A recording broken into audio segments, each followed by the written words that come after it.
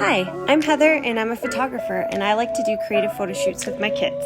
I also like to sew and I create a lot of the costumes for our photo shoots.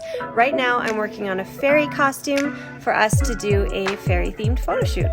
This is actually one of two dresses that I'm working on for this project. One dress will be a winter fairy and the other will be a spring fairy, and the image is basically going to depict winter turning into spring. I love adding sparkle to my dresses, and I just thought that the pearls and the stones for this one looked like snow and ice, and that's why I added this for the winter fairy. Once I got all the gems added to this applique, I then hand sewed it onto the bodice piece for this dress.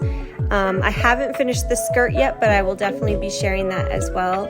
If you guys enjoy fine art photography, creative photography, and sewing, then definitely consider giving me a follow. And also, if you'd like to support these projects for as little as $2 a month, then consider joining my Patreon.